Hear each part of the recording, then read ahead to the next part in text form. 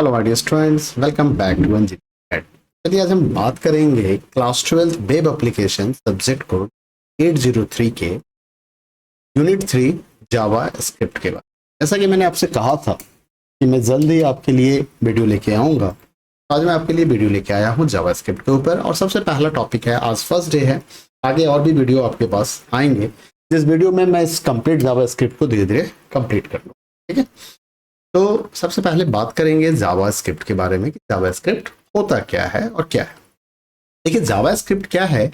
एक interpreted programming language, computer programming language है। Interpreted का क्या मतलब होता है? जैसा कि हम सभी को पता है कि कंप्यूटर एक मशीन है जो कि मशीन लैंग्वेज को, और हम इंग्लिश लैंग्वेज या हिंदी लैंग्वेज को, तो हम सारा कमांड क्या करते हैं, आइदर इंग्लिश या हिंदी में देंगे। हिंदी में जनरली हम प्रोग्रामिंग नहीं करते हैं, हम इंग्लिश में देते हैं। अब because computer is a machine, तो computer is not going to understand your language. अब क्योंकि कंप्यूटर आपके लैंग्वेज को नहीं समझ सकता, उस लैंग्वेज को ट्रांसलेट करने के लिए हमें ट्रांसलेटर की जरूरत होती है, हमें ट्रांसलेटर प्रोग्राम की जरूरत होती है। अब वो ट्रांसलेटर प्रोग्राम कौन है?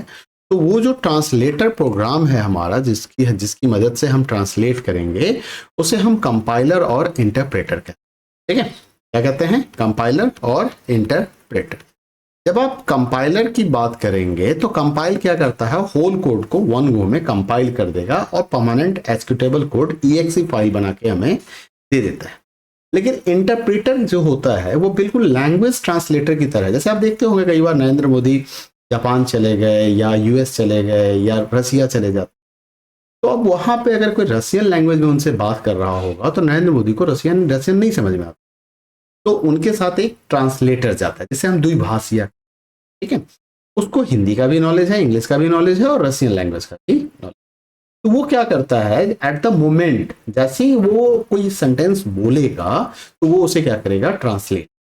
तो इंटरप्रेटर का भी काम यही होता है कि जब आप प्रोग्राम को एग्जीक्यूट कराते हो, रन करते हो, उस टाइम में वो लाइन बाय लाइन कन्वर्ट करता जाएगा मशीन लैंग्वेज में और मशीन को दे देगा, ताकि मशीन उसको समझे, उसके अकॉर्डिंग आपको आउटपुट प्रोवाइड कर दे, प्रोसेस कर। अब इसका कहां पे इस्तेमाल होता है? तो जावा स्क्रिप्ट प्रोग्रामिंग लैंग्वेज का इस्तेमाल हम वेब ब्राउजर्स में करते हैं। दो तरीके से यूज करते हैं, हम क्लाइंट साइड स्क्रिप्ट भी यूज करते हैं और सर्वर साइड स्क्रिप्ट के तौर पे भी यूज करते हैं। मेनली इसका इस्तेमाल क्लाइंट साइड स्क्रिप्ट के लिए होता है। अगर हम क्लाइंट साइड स्क्रिप्ट की बात करें तो क्लाइंट साइड स्क्रिप्ट का मतलब क्या है? क्लाइंट साइड स्क्रिप्ट की अगर हम बात करें तो क्लाइंट साइड स्क्रिप्ट का मतलब क्या है कि ये यूजर से interact with the user, browser को कंट्रोल करेगा, मतलब कम्युनिकेट करेगा आपके साथ और डॉक्यूमेंट्स के कंटेंट को मॉडिफाई कर सकता है। ये इसकी कैपेबिलिटी। आज की दुनिया में जावा स्क्रिप्ट बहुत ज्यादा इस्तेमाल होने लगा है। वेब एप्लीकेशन या गेम डेवलपमेंट में भी हम उसे देख सकते हैं, या डेस्कटॉप एप्लीकेशंस जो बनते हैं आजकल, बहुत सारे एप्लीकेशन सर्वर बेस्ड होते हैं, ये ऑनलाइन अवेलेबल होते हैं, आप कहीं से भी उस एप्लीकेशन को यूज कर सकते हैं। जैसे कि मान लो स्कूल का ERP सिस्टम है ना। ERP सिस्टम क्या होता है? तो स्कूल के लिए एक सॉफ्टवेयर डिजाइन किया जाता है। वो क्या होता है, क्लाउड पे होता है, सर्वर वहां पे इंटरनेट पे रखा हुआ, और जो भी टीचर्स या जो भी स्कूल अथॉरिटीज उसको यूज करना चाहते हैं वो घर से भी इस्तेमाल कर सकते हैं, स्कूल में भी। स्टैंड अलोन एप्लीकेशन वो होता है जो स्कूल प्रीमाइसेस में कंप्यूटर पे डाला हुआ है और वो सिर्फ वहीं पे यूज हो पाएगा, उसे स्टैंड अलोन कहते हैं। ठीक है, देखते हैं डेवलपमेंट ऑफ जावा स्क्रिप्ट कि भाई जावा स्क्रिप्ट का डेवलपमेंट हुआ कैसे। तो जावा स्क्रिप्ट जो डेवलप हुआ था वो 1995 में डेवलप हुआ था। 1995 में ब्रेडन इसके द्वारा नेटस्केप कंपनी ने इसको डेवलप किया और सबसे पहला वर्जन रिलीज हुआ था नेटस्केप 2 जो 1996 में। ठीक है, शुरुआती दिनों में जावा स्क्रिप्ट को लाइव स्क्रिप्ट के नाम से जाना जाता था, लेकिन उस समय क्योंकि सन माइक्रो सिस्टम काफी पॉपुलर कंपनी था और उसमें जावा लैंग्वेज काफी ग्रोथ पे था, तो जावा लैंग्वेज से इंस्पायर्ड होकर सन माइक्रो सिस्टम की जो पॉपुलैरिटी थी, जो उसकी प्रसिद्धि थी, उसको देखते हुए इस लैंग्वेज का भी नाम जावा स्क्रिप्ट रखा गया। मतलब उसकी पॉपुलैरिटी को गेन लिया गया ताकि लोग आसानी से, लोगों को यह लगे कि Java script is the part of the Java, ऐसा सोचा जाए। वेब एप्लीकेशंस की अगर हम बाहर बात करें कि जावा स्क्रिप्ट का क्या इस्तेमाल, तो जावा स्क्रिप्ट वेब एप्लीकेशंस के बाहर PDF डॉक्यूमेंट्स में भी आजकल यूज होते हैं। साइट स्पेसिफिक ब्राउजर के लिए भी यूज होते हैं, डेस्कटॉप विजिट बनाने के काम में भी आते हैं, और भी कई अदर यूजफुल एप्लीकेशन है, जैसे मैंने अभी आपको गेम बोला तो उन चीजों में भी इसका इस्तेमाल किया जाता है। चलिए अब जानते हैं ECMA स्क्रिप्ट लैंग्वेज क्या होता है। ECMA का जो मतलब है, ECMA होता क्या है, ECMA जावास्क्रिप्ट जो है वो फॉर्मलाइज किया गया इसी स्क्रिप्ट लैंग्वेज के कंसेप्ट, वहां से लिया गया। प्राइमरीली इसको as a part of web browser के तौर पे इसको यूज किया, जो हमें ये फैसिलिटी देती है कि हम होस्ट इन्वायरमेंट में, मतलब क्लाइंट के सिस्टम पे, जब क्लाइंट के ब्राउजर पे हमारा साइट खुल रहा होगा, हमारा एप्लीकेशन खुल रहा होगा, तो वहां जो हमें रिस्पॉन्स मिलेगा, हम उस रिस्पॉन्स को वैलिडेट कर सकते हैं और हम उस रिस्पॉन्स को प्रोसेस कर, ये इसका काम था यहाँ पे। JavaScript very quickly gained wide spread success, क्योंकि क्लाइंट स्क्रिप्ट के लिए बहुत जबरदस्त टूल्स है आज के समय में और इसका बहुत ज्यादा इस्तेमाल होने लगा। माइक्रोसॉफ्ट ने अपना खुद का जावास्क्रिप्ट को सपोर्ट स्टार्ट कर दिया अपने अपने ब्राउजर में। जो इंटरनेट एक्सप्लोरर, पहले ना इंटरनेट एक्सप्लोरर VBA स्क्रिप्ट को सपोर्ट करते थे। अब ये VBA स्क्रिप्ट क्या होता है? VBA स्क्रिप्ट का मतलब हो गया visual basic script. Actually Microsoft का एक अपना प्रोडक्ट होता है, प्रोग्रामिंग लैंग्वेज था विजुअल बेसिक, पहले ये बहुत पॉपुलर था, आजकल .NET में ये यूज होता है, ठीक है। तो जो विजुअल बेसिक था ना, उससे इंस्पायर्ड होकर उसने इसका नाम VBA स्क्रिप्ट रखा। जैसे जावा से इंस्पायर्ड होकर कंपनी ने जावा स्क्रिप्ट रख दिया, ऐसे विजुअल बेसिक से इंस्पायर्ड होकर VBA स्क्रिप्ट रखा। तो पहले माइक्रोसॉफ्ट क्या था, VBA स्क्रिप्ट को ज्यादा सपोर्ट करता था। तो माइक्रोसॉफ्ट सर्वर के लिए अगर कोई प्रोग्रामिंग कर रहा है या माइक्रोसॉफ्ट इंटरनेट एक्सप्लोरर के लिए कोई प्रोग्रामिंग कर रहा था, तो उसको VBA स्क्रिप्ट यूज करना होता था, या फिर दोनों तरह के स्क्रिप्टिंग लैंग्वेज लगाने पड़ते थे। और वहां पे ब्राउजर को डिटेक्ट करना पड़ता था कि ब्राउजर अगर इंटरनेट एक्सप्लोरर है तो VBA स्क्रिप्ट काम करेगा, और ब्राउजर अगर गूगल क्रोम है या गूगल है, मोजिला फायरफॉक्स है, नेटस्केप है, तो वहां पे जावास्क्रिप्ट काम करेगा। तो ऐसा पहले, लेकिन क्योंकि इसकी पॉपुलैरिटी इतनी ज्यादा होने लगी, तो 1996 के बाद माइक्रोसॉफ्ट ने कहा कि नहीं भाई ऐसे तो काम चलेगा नहीं, तो उसने भी क्या किया, जावास्क्रिप्ट को सपोर्ट करना स्टार्ट कर दिया। क्योंकि भाई मैक्सिमम लोग जावास्क्रिप्ट में काम करने लगे, तो भाई वो भी अपना ब्राउजर यूज करवाना है। अब जावास्क्रिप्ट के कुछ फीचर्स चाहते हैं। जावास्क्रिप्ट है क्या? एक्चुअली ये क्रॉस प्लेटफॉर्म है। प्लेटफॉर्म का मतलब होता है ऑपरेटिंग सिस्टम, इन्वायरमेंट, तो कहीं भी किसी भी इन्वायरमेंट पे ये काम करेगा। ऑब्जेक्ट ओरिएंटेड मतलब ऑब्जेक्ट ओरिएंटेड है, क्योंकि जावा से इंस्पायर्ड है, और जावा एक truly object oriented programming language है, तो ये भी ऑब्जेक्ट ओरिएंटेड स्क्रिप्टिंग लैंग्वेज है। ये स्मॉल होता है, लाइट वेट होता है। स्मॉल और लाइट वेट का मतलब इसका कोड का साइज जो होगा वो मेमोरी कंजम्पशन कम होता है, क्योंकि स्काई फॉर्मेट में कोड रखा होता है। लाइट वेट का मतलब ज्यादा हेवी मेमोरी की रिक्वायरमेंट इसको नहीं है। ये कभी भी स्टैंड अलोन लैंग्वेज के तौर पे यूज नहीं होता है। इसका इस्तेमाल जनरली हम HTML के साथ करते हैं। मोस्ट जनरली वेब एप्लीकेशन अगर बनाना है तो ये से एम्बेड किया जाता है दूसरे प्रोडक्ट या दूसरे एप्लीकेशन के साथ, ताकि वेब ब्राउजर में इसका इस्तेमाल हो सके। कोर जावास्क्रिप्ट के अंदर में कोर सेट ऑफ ऑब्जेक्ट्स रखे हुए हैं जो प्री डिफाइंड अवेलेबल है, जैसे अरे हो गया, डेट हो गया, मैथ्स हो गया, ये सारे लाइब्रेरी टूल्स हैं।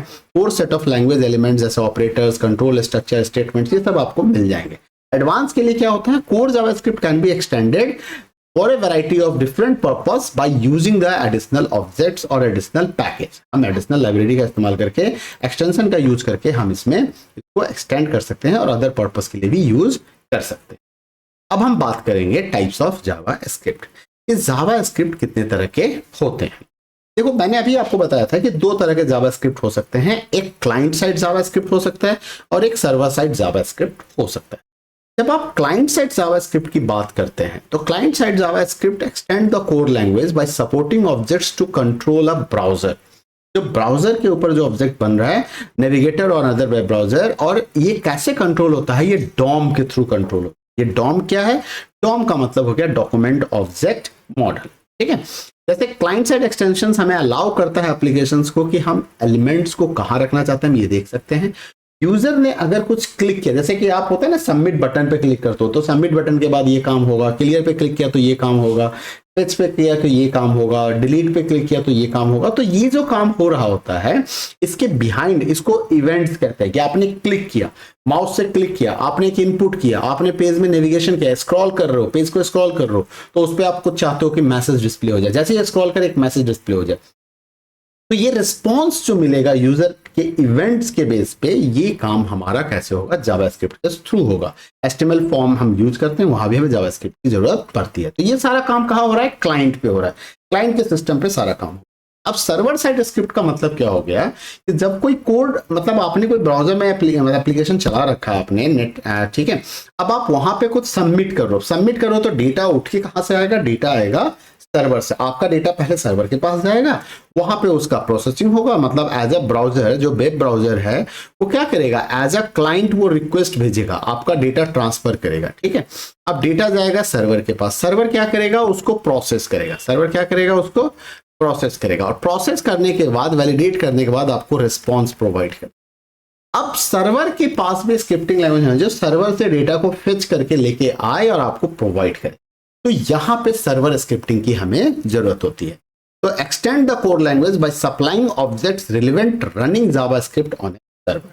जैसे सर्वर साइड एक्सटेंशन क्या करेगा, applications to communicate with a database. अब डेटाबेस का मतलब हो गया जैसे माइस्क्यूएल है ना, एसक्यूएल लाइट है, अब वहां पे इंफॉर्मेशन रखा हुआ है, वहां से इंफॉर्मेशन डाल के लाना।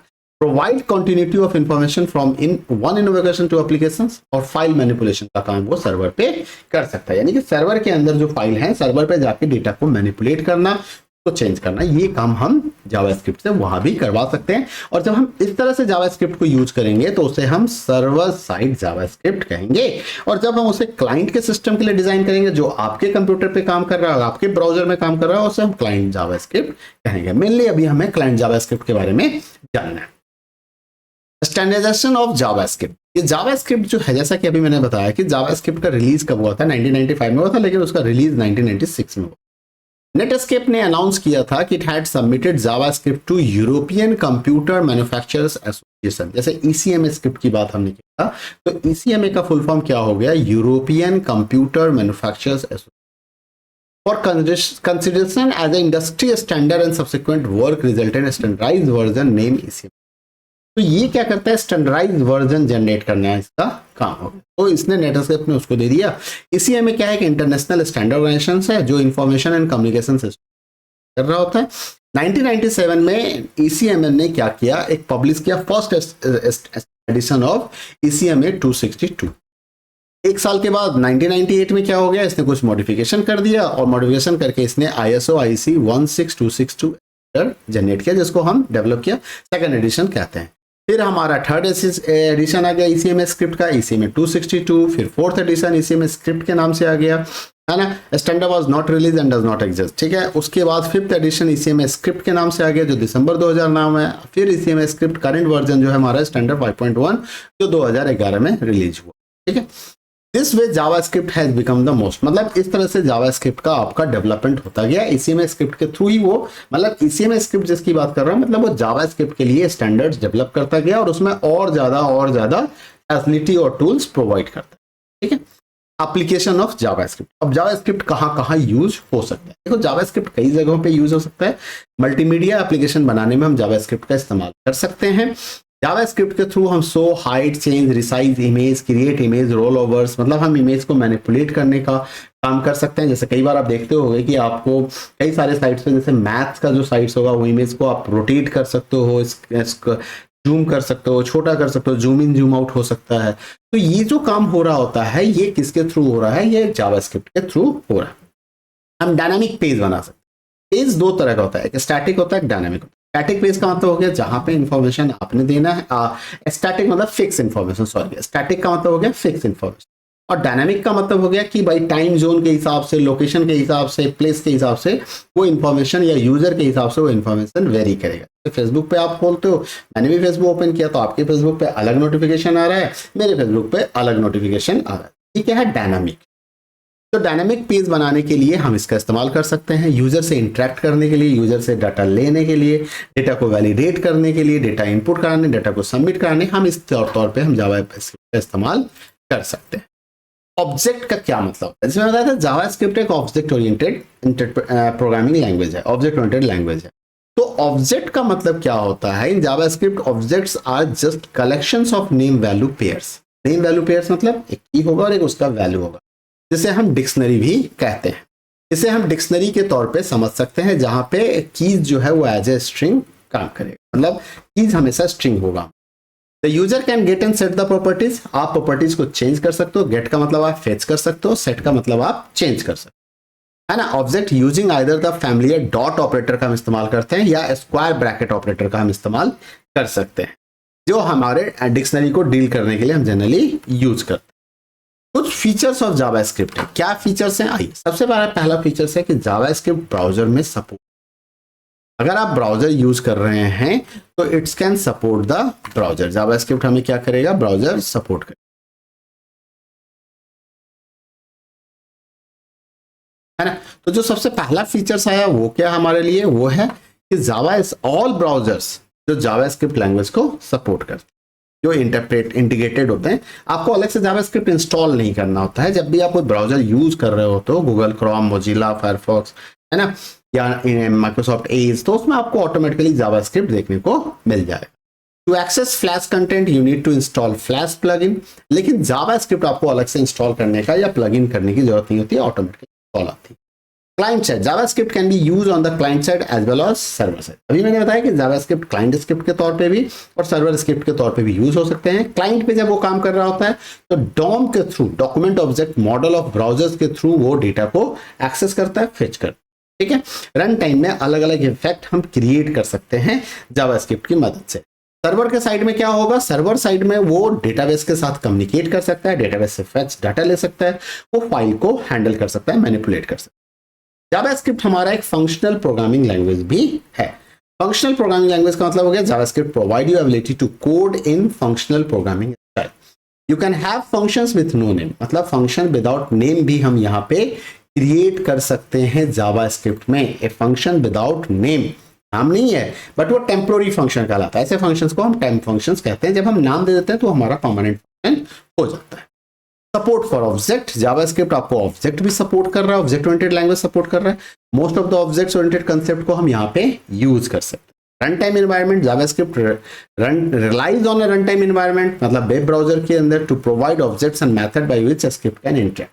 मतलब रन टाइम का मतलब क्या हो गया, रन टाइम एनवायरनमेंट मतलब हो गया कि आपने क्लिक किया फिर जाके जावास्क्रिप्ट कोड आपका स्टार्ट हो जाएगा और वो उसके अकॉर्डिंग बिहेवियर दिखाएगा। अलग अलग एक्सटेंशन भी अवेलेबल होते हैं, जैसे जावास्क्रिप्ट ऑफिशियली मोजिला के थ्रू मैनेज किया जा रहा था and new language features are added periodically, ये इसमें ऐड करता है, जिसको एक्सटेंशंस कहते हैं। आप उसको कह सकते हो कि इसके डिफरेंट वर्जन्स भी आपको देखने को मिलेंगे।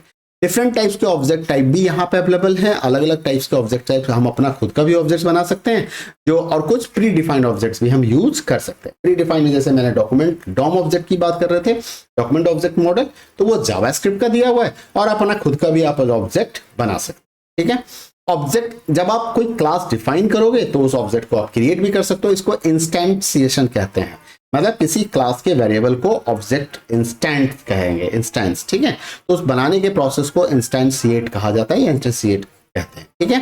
तो ऑब्जेक्ट मॉडल लैंग्वेज को जावास्क्रिप्ट क्या करता है, सपोर्ट करता है। अब बात आती है कि जावास्क्रिप्ट हम कहाँ लिखेंगे और कैसे लिखेंगे। लेकिन जावास्क्रिप्ट आप सिंपल नोटपैड में भी लिख सकते हैं, या आपके पास अगर कोई एडिटर नहीं है तो आप visual basic editor, VS code editor भी आप यूज कर सकते हो। मैं अभी आपको सारा कोड VS कोड में आपको दिखाऊंगा, यहाँ पे VS कोड के अंदर मैं काम करूंगा विजुअल स्टूडियो कोड में। बट ये काम मैं नोटपैड में भी कर सकता हूँ। नोटपैड में भी हम फाइल क्रिएट कर सकते हैं। जैसा कि नोटपैड में HTML फाइल अगर आपको क्रिएट करना हो तो उसको सेव करते समय आपको .html एक्सटेंशन लगाना होगा, और अगर जावास्क्रिप्ट के फाइल को सेव कर रहे हो तो .js लगाना होगा, ठीक है। तो ये चीज आपको ध्यान रखना पड़ेगा। बट अभी मैं जो यूज करूंगा, मैं विजुअल स्क्रिप्ट यूज करूंगा, ताकि मैं उसको साथ ही साथ आपको कोड भी दिखाऊंगा। विजुअल स्क्रिप्ट में क्या, विजुअल स्टूडियो कोड में आपको क्या फायदा मिलेगा, VS कोड कहते हैं उसे, क्या कहते हैं उसे, VS कोड। ये आप इजीली इंस्टॉल कर सकते हैं। इंस्टॉल करने के लिए आपको कुछ नहीं करना है, वो ओपन सोर्स है, आपको जाना है गूगल क्रोम करना है, वहां से डाउनलोड करना है, आपका VS कोड आ जाए, ठीक है। तो आप इसको यूज कर सकते हो। चलो, तो यहाँ पे अब है कि चलो इस पे मैं बाद में आऊंगा, पहले टॉपिक पे आते हैं। तो जावास्क्रिप्ट कोड को हम लिखेंगे कैसे, तो जावास्क्रिप्ट कोड हम जब भी यूज करेंगे तो मैंने भी आपको बताया कि जनरली हम इसको एम्बेड करते हैं HTML के अंदर में। Can be use in HTML in 2 ways, अलग अलग तरीके से हम उसे यूज कर सकते हैं। एक इंटरनल जावास्क्रिप्ट या एम्बेडिंग यूजिंग स्क्रिप्ट कोड, हम इंटरनल जावास्क्रिप्ट के तौर पे यूज कर सकते हैं, उसको हम एम्बेडिंग कह सकते हैं। और एक हमारा एक्सटर्नल स्क्रिप्ट के तौर पे हम इसे यूज कर सकते हैं। अब इंटरनल स्क्रिप्ट और एक्सटर्नल स्क्रिप्ट का क्या मतलब है, आइए समझते हैं, ठीक है। पहले एक चीज कुछ ध्यान रखना है जावास्क्रिप्ट के बारे में कि जब आप जावास्क्रिप्ट यूज करते हो तो जावास्क्रिप्ट एक code sensitive language. JavaScript code क्या है? Case sensitive, sorry case sensitive है। केस सेंसिटिव का मतलब हो गया कि कैपिटल ए और स्मॉल ए को जावास्क्रिप्ट क्या करेगा? डिफरेंस समझता है। मतलब कैपिटल ए का स्काई कोड 65 होता है, स्मॉल ए का 97 होता है, तो ये दोनों को ये अलग अलग ट्रीट करेगा, ठीक है। तो इसका मतलब ये केस सेंसिटिव, मतलब आपने एक वेरिएबल बनाया एज और आपने एक वेरिएबल बनाया एज, तो दोनों ही केस में ये दो अलग अलग वेरिएबल के तौर पे जावास्क्रिप्ट के थ्रू ट्रीट होगा, ठीक है। इसका मतलब होता है केस सेंसिटिव। व्हाइट स्पेस हम यूज कर सकते हैं टैब्स। जब भी आप यूज करोगे व्हाइट स्पेस यानी कि स्पेस बार की, और अगर आपने टैब की को दबाया तो जावास्क्रिप्ट उसको इग्नोर कर देता है, वो ज्यादा फर्क नहीं पड़ता। मतलब कहीं एक स्पेस की जगह पे आपने 4 भी डाल दिया तो उससे उसको कोई फर्क नहीं पड़ेगा। लाइन ब्रेक्स जो है वो स्क्रिप्ट हो जाता है जावास्क्रिप्ट के अंदर में, इग्नोर किया जाता है। और स्टेटमेंट, जावास्क्रिप्ट का जो भी स्टेटमेंट हम लिखेंगे उसके लास्ट में हमें सेमीकोलन लगाना पड़ता है, just like C, C plus plus and Java programming language. तो हमें यहाँ पे सेमीकोलन भी यूज करना होता है। आइए अब देखते हैं इंटरनल जावास्क्रिप्ट हम कैसे यूज। इंटरनल जावास्क्रिप्ट का मतलब क्या हो गया कि JavaScript code is embedded in HTML document and it interpreted and run by the browsers, आपके ब्राउजर्स के थ्रू। और इसके लिए आपको टैग यूज करना पड़ता है, the tag is called script tag. Script tag alerts A browser कि आपका जावास्क्रिप्ट कोड यहाँ पे लिखा जाए। ये जनरली हम एचटीएमएल यूज करते हैं। क्या सिंटेक्स होता है हमें बताना पड़ता है स्क्रिप्ट, स्क्रिप्ट के आगे आप लैंग्वेज बताते हैं, लैंग्वेज के आगे फिर आप टाइप बताते हैं। ऑप्शनल है, आप नहीं भी लिखेंगे तब भी काम हो जाएगा। फिर आप वो स्टेटमेंट लिखते हैं जो आवाज जावास्क्रिप्ट का स्टेटमेंट होता है, फिर स्क्रिप्ट को क्लोज करते हैं, ठीक है। अब ये जावास्क्रिप्ट का जो कोड है, स्क्रिप्ट कहां कहां लिखा जा सकता है। जैसे कि आपको पता है कि अगर कोई भी एचटीएमएल डॉक्यूमेंट हम देखते हैं, एचटीएमएल डॉक्यूमेंट के अंदर में दो सेक्शन होते हैं, एक हमारा हेड सेक्शन होता है, ठीक है, और एक हमारा बॉडी सेक्शन। बॉडी सेक्शन जो है वो main content of HTML file को रखता है यहाँ पे, और हेड के अंदर में जनरली हम टाइटल या मेटा इंफॉर्मेशन रखते हैं, और ये सब के सब एम्बेडेड होते हैं, क्लोज होते हैं एचटीएमएल के अंदर। सब के सब कहाँ होते हैं? एचटीएमएल के अंदर। तो अब आप हेड के अंदर भी जावास्क्रिप्ट कोड लिख सकते हो और बॉडी के अंदर में भी लिख सकते हो, दोनों ही ऑप्शन आपको अवेलेबल किया जाता है। आइए देखते हैं कि जावास्क्रिप्ट को अगर हम हेड या बॉडी में से कहां यूज कर रहे हैं। You can place any number of script in HTML documents, आप चाहे जितना भी लिख सकते हो। Script can be placed inside the body और inside the head section of HTML page और इनसाइड द बोथ। अब जैसे आप यहां पे देखिए, इस एग्जांपल में मैंने क्या किया है कि अगर आप इस एग्जांपल को देखेंगे तो इन दिस एग्जांपल हमने क्या किया है, यहाँ पे हेड के अंदर भी लिखा हुआ है, ये देखिए स्क्रिप्ट कोड लिखा हुआ है। ये डॉक्यूमेंट ऑब्जेक्ट है, डॉक्यूमेंट डॉट राइट। राइट एक फंक्शन होता है जिसके थ्रू हम कुछ भी आउटपुट दिखाते हैं जावास्क्रिप्ट। तो डॉक्यूमेंट डॉट राइट का हमने यूज किया है, यहाँ देख सकते हैं। उसके बाद आप देखो बॉडी और हेड यहाँ पे क्लोज हो गया, क्लोज हो गया आपका। ये हेड स्टार्ट हुआ, हेड क्लोज हुआ, इसके अंदर में स्क्रिप्ट स्टार्ट हुआ, स्क्रिप्ट क्लोज हुआ। यहाँ पे मैंने कुछ भी नहीं बताया कि लैंग्वेज क्या है, टाइप क्या है, मैंने कहा ना ये ऑप्शनल है, आप नहीं भी दोगे तब भी ब्राउजर इसको समझ लेता है कोड के हिसाब से। फिर हमने यहाँ पे स्क्रिप्ट लिखा और यहाँ पे देखो document dot write bold I am body tag, I am inside the body tag, और स्क्रिप्ट को क्लोज कर। ये कमेंट लाइन होता है। जावास्क्रिप्ट में कमेंट लिखने के लिए हम डबल स्लैश का इस्तेमाल करते हैं। एक चीज और है, यहाँ पे एक मिस्टेक है, यहाँ पे सेमीकोलन मिसिंग है, तो सेमीकोलन हमें यहाँ भी डालना है, यहाँ भी डालना है, सेमीकोलन होना चाहिए जब हम इस कोड को रन करते हैं। अच्छा कई बार आप इस तरह के एरर्स को जावास्क्रिप्ट क्या करता है, इग्नोर भी कर देता है कई बार, तो आप नहीं भी लिखोगे तो एरर नहीं आएगा। अभी मैं दिखा देता हूँ आपको, ठीक है। एक छोटा सा कोड आपको लिख के दिखाता हूँ। मैं यहाँ पे फाइल में आता हूँ, यहाँ से करता हूँ न्यू फाइल, ठीक है, और यहाँ पे मैंने लिखा demo dot HTML, hello world WORLD world dot S, ये हमने सबसे पहला, ठीक है। यहाँ पे मैं एक कोड डालता हूँ डॉक्टर, ये आ गया हमारा। ये एडवांस है, मुझे इन सब चीज़ों की जरूरत नहीं, मैं इसको हटा देता हूँ, मुझे इसकी जरूरत नहीं है, मुझे इसकी जरूरत है। टाइटल मैंने डाला यहाँ पे, टाइटल मैंने लिख दिया हेलो हेलो हेलो जावास्क्रिप्ट, मतलब हमारा पहला कोड है तो मैंने लिख दिया hello JavaScript my first program. कुछ भी टाइटल हम यहाँ पे दे सकते, ठीक है। अब यहाँ पे मैंने स्क्रिप्ट कोड लिखा, क्या लिखा, स्क्रिप्ट, यहाँ पे लिख दिया लैंग्वेज और यहाँ पे लगा दिया जावास्क्रिप्ट, ओके। टाइप में नहीं देता हूँ, इसको मैंने यहाँ पे क्लोज किया, एंटर दबाया। देखो ऑटोमेटिकली ये बीएस कोड का फायदा क्या होता है कि आप कुछ कोड लिखते हो, कुछ अपने आप, जैसे मैंने ओपनिंग डाला, क्लोजिंग अपने आप आ गया, ये इसका एडवांटेज। अब मैंने यहाँ पे लिखा डॉक्यूमेंट, देखो आ गया, डॉट राइट आ गया, ये एक हेल्प है ना। अब यहाँ पे मैंने लिखा text hello I am hello welcome in Java script programming, ठीक है। और यहाँ पे मैंने सेमीकोलन डाल दिया। अब इस कोड को मैंने सेव कर दिया, कंट्रोल एस।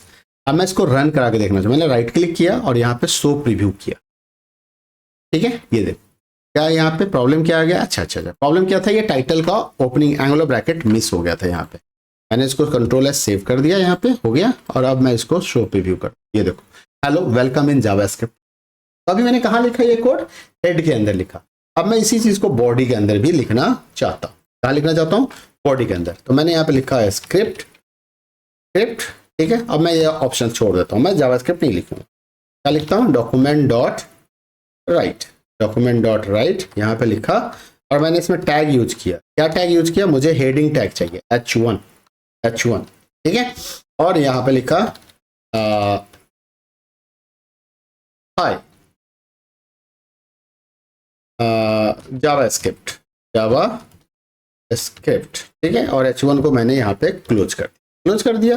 और लास्ट में मैंने यहाँ पे सेमीकोलन डाल दिया। एक और लाइन लिख देता हूँ मैं, डॉक्यूमेंट डॉट राइट। एंड यहाँ पे मैंने कुछ भी नहीं लगाया, सीधा लिख दिया wow very easy to learn JavaScript, ठीक है। और यहाँ पे सेमीकोलन। अब मैं सेमीकोलन नहीं भी दूंगा तब भी ये मेरा रन कर जाएगा। मैंने यहाँ पे राइट क्लिक किया, शो प्रीव्यू किया, ये देखो ये मेरा टाइटल, ये हेडिंग का हो गया, क्योंकि आपने हेड में जो कोड लिखा वो पहले एग्जीक्यूट कर दिया, बॉडी वाला कोड उसके बाद एग्जीक्यूट कर रहा है। देखो ये भी रन कर रहा है ना, नहीं दिया। इसके आगे एक लाइन लिख के देखते हैं क्या वो भी रन करेगा, विदाउट सेमीकोलन देते हैं, ठीक है। एंड यहाँ पे मैंने पेस्ट किया और यहाँ पे लिख दिया क्या, आई एम एंजॉइंग,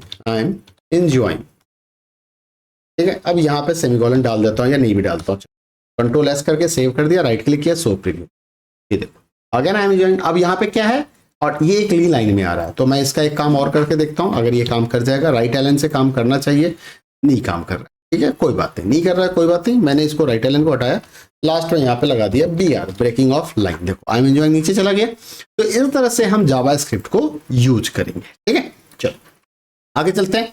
अब आते हैं कि the script tags include in any script code where you want the language attribute. अब लैंग्वेज एट्रीब्यूट का क्या काम है, लैंग्वेज एट्रीब्यूट का काम होता है ये बताना कि आप कौन सा लैंग्वेज लिख रहे हो। जनरली क्या होता है, स्क्रिप्ट के अंदर हम अलग अलग लैंग्वेज यूज कर सकते हैं, कई बार हम CSS भी यूज करते हैं, ठीक है।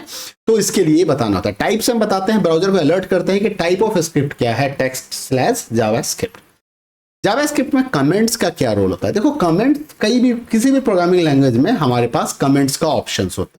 और कमेंट्स का एडवांटेज होता है कि ये नॉन एग्जीक्यूटेबल कोड है। अगर आपने कभी भी कोई प्रोग्राम लिखा, आप उसको एक्सप्लेन करना चाहते हो, उसका डिस्क्रिप्शन देना चाहते हो, तो फॉर दैट पर्पस हम कमेंट्स का इस्तेमाल करते हैं। Comments are non executive statement, it is used for documentation and explanation purpose. Comments दो तरीके से हम लिख सकते हैं, एक हमारा सिंगल लाइन कमेंट होता है और एक हमारा मल्टी लाइन कमेंट होता है। सिंगल लाइन कमेंट का मतलब हो गया जब आप डबल स्लैश सिर्फ इस्तेमाल करते हो, जैसे ये सिंगल लाइन कमेंट। अब मल्टी लाइन कमेंट का मतलब हो गया कि स्लैश स्टार, आपको जितना लाइन लिखना है फिर स्टार के बाद स्लैश। किसी भी चीज को आप कमेंट में कन्वर्ट कर सकते हो। अगर मैं किसी भी चीज को कमेंट में कन्वर्ट कर दिया तो वो नॉन एग्जीक्यूटेबल होगा, वो रन नहीं करेगा।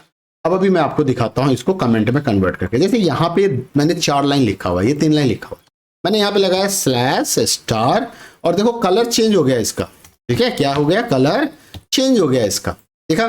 तो इससे क्या हो गया, अब ये कमेंट बन चुका है। अब अगर मैं इसको शो प्रीव्यू करूंगा तो देखो यहाँ पे सिर्फ जावास्क्रिप्ट आ रहा है, जावास्क्रिप्ट के नीचे का लाइन नहीं आ रहा। तो कमेंट को ब्राउजर हमेशा इग्नोर करता है ना। वो दिखेगा कोड में but not going to execute, ठीक है। तो when the browser encounters any comment it ignores that line. तो ये चीज आपको ध्यान रखना है। कमेंट होता क्या है, comment is a non executable statements written inside the program to explain the purpose of the code. Code के पर्पस को बताना, to explain the application of the code, ठीक है। ब्राउजर जब भी कमेंट को एनकाउंटर करेगा, चेक करेगा, मिलेगा तो उसे क्या कर देगा, इग्नोर कर देगा, ठीक है। अब आते हैं एक्सटर्नल जावास्क्रिप्ट। एक्सटर्नल जावास्क्रिप्ट क्या कहता है, अभी मैंने इंटरनल जावास्क्रिप्ट बताया कि हमारे HTML फाइल के अंदर ही हमने HTML का भी कोड लिखा। चलो वो भी लिख के दिखाता हूं। मैंने HTML तो कुछ लिखा ही नहीं इसके अंदर। चलो यहां पे मैं लिख देता हूं। यहां पे मैंने लिख दिया कोल्ड, ओ मजा आ गया, मजा आ गया, ठीक है, और बोल्ड को मैंने क्लोज कर दिया, बोल्ड को मैंने क्लोज कर दिया। ठीक है, अब देखो, अब मैं इसको रन कराता हूँ। अच्छा सॉरी, ये स्क्रिप्ट से बाहर लिखना है मुझे, ये कहाँ लिखना है, स्क्रिप्ट से बाहर लिखना है ना, ये हमेशा स्क्रिप्ट से बाहर आएगा। स्क्रिप्ट के अंदर जावास्क्रिप्ट वाला कोड, स्क्रिप्ट से बाहर गया है। ठीक है, सेव करते हैं, रन करते हैं, आ गया वो, मजा आ गया। तो ये क्या था, ये एम्बेडेड कोड था, इसको इंटरनल कोड कहते हैं। हम इसको बाहर भी लिख सकते हैं, एक्सटर्नल जावास्क्रिप्ट। एक्सटर्नल जावास्क्रिप्ट का मतलब हो गया the script code can be written in another file, एक फाइल के अंदर लिखा हुआ है और हम वहां से उसको एक्सेस करना, हम वहां से उसको एक्सेस करना चाहते हैं। To import the script from external JavaScript file, सबसे पहले एक टेक्स्ट फाइल बनाना पड़ेगा और उसका एक्सटेंशन डालना पड़ेगा .js, क्या डालना पड़ेगा, .js, the extension without the script tag. वहां पे हमें कोई स्क्रिप्ट टैग लगाने की जरूरत नहीं है, ये ध्यान रखना, विदाउट द स्क्रिप्ट टैग। ठीक है, एंड कमेंट्स, हमें ना तो कमेंट्स यूज करने हैं ना स्क्रिप्ट टैग यूज करना। तो user can link on the documents in the page, आप उसको लिंक करोगे। लिंक कैसे करेंगे, पहले यहां पे बताएंगे स्क्रिप्ट लैंग्वेज टाइप, यहां तक तो बता दिया था। अब आपको यहां पे एसआरसी यूज करना है, सोर्स का यूआरएल बताना है। क्या बताना है, यूआरएल बताना है, जिसको कि हम पाथ कहें। तो फाइल का जो पाथ है वो एसआरसी, जैसे आपने आईएमजी टैग यूज किया होगा, तो आईएमजी टैग में भी आपने एसआरसी यूज किया, इमेज का सोर्स बताते हैं। जब हम एंकर टैग यूज करते हैं तो वहां पे एचरेफ में हम फाइल का पाथ या यूआरएल देते हैं। तो ये भी क्या है, एक लिंक हम बता रहे हैं कि कहां से लिंक हो रहा है। तो उसी तरीके से यहां भी आपको एसआरसी बताना, ठीक है। Now all the methods and variable जो इस फाइल में अवेलेबल होगा वो आपके इस कोड में, HTML फाइल में यूज हो जाएगा। The user should always place linking code in a head tag. एक ये भी इंपॉर्टेंट कि लिंकिंग वाला जो काम होता है वो हम हेड में ही करते हैं, सो दैट ब्राउजर को शुरू में ही पता चल जाए कि रेडी टू एक्सिक्यूट। जब भी यूजर उसको कॉल करेगा तो ब्राउजर को स्टार्ट में ही पता चल जाएगा कि अरे आपने एक कोड लिखा था जो यहाँ पे है, और वहां से उसको रेफर करना। ठीक है, तो मतलब आपका जावास्क्रिप्ट फाइल यहाँ पे है, HTML फाइल यहाँ पे है, इनको लिंक करने के लिए हमने ये कोड लगाया। अब क्या होगा, ये वाला फाइल इसके डेटा को एक्सेस कर सकता है और इसके अंदर जो भी लिखा हुआ वो सब यहाँ पे अवेलेबल हो जाएगा। इसको एम्बेडिंग, तो एक्सटर्नल फाइल का कंसेप्ट ये होता है। If a user click on the button that call for script, और उसको अगर ब्राउजर को पहले से नहीं पता, मतलब ये कह रहा है कि हेडर में क्यों डालना चाहिए कोड को, तो मान लो आपने कुछ ऐसा काम किया और हेड में नहीं डाला और ब्राउजर को पहले से पता ही नहीं है, तो ब्राउजर क्या करेगा, एरर दिखेगा, वहां पे एरर आ जाएगा। तो that's why it is written inside the head tag कि भाई कोई भी काम होने से पहले आपका ब्राउजर रेडी है, उसको पता है कि मेरे पास ये सारे टूल्स हैं, ये टूल यहां रखा हुआ, ये टूल यहां रखा हुआ, यहां से उठा के लाना इसको यहां से। अब जैसे कि मान लो मैंने एक एग्जांपल दिखाया, external dot JS, external JavaScript code है, डॉक्यूमेंट डॉट राइट, यहाँ पे हमने कुछ लिखा, यहाँ पे हम आ गए टाइटल एक्सटर्नल स्क्रिप्ट। देखो अब यहाँ पे मैंने क्या किया, स्क्रिप्ट एसआरसी सोर्स। अच्छा, ये जो होता है ना एट्रीब्यूट्स, मतलब स्क्रिप्ट टैग के जो एट्रीब्यूट्स है, एसआरसी लैंग्वेज एंड टाइप, ये आप किसी भी ऑर्डर में लिखो, इससे कोई फर्क नहीं पड़ता। यही तो ब्यूटी ऑफ HTML और जावास्क्रिप्ट, ठीक है। और अब यहाँ पे एक्सटर्नल डॉट जेएस हम चाहे बॉडी में भी यूज कर सकते हैं, हम चाहे तो यहाँ भी यूज कर सकते हैं, कहीं भी आपको यूज करना है आप यूज कर सकते हो, कोई रोक टोक नहीं है। जितनी बार स्क्रिप्ट करोगे उतनी बार वो रन कर जाएगा, क्योंकि यहाँ पे आपने सिर्फ एक्सटर्नल डॉक्यूमेंट्स हेलो लिखा हो, ठीक है। तो इस तरह से आप इसको यूज कर सकते हो। Using of document object properties, document object, चलो ये दिखा दूं क्या एक्सटर्नल वाला, चलो यहाँ पे एक्सटर्नल का मैंने बना रखा है, ये एक्सटर्नल जावास्क्रिप्ट, देखो यहाँ पे एक्सटर्नल जावास्क्रिप्ट कोड बना हुआ है, और ये हमारा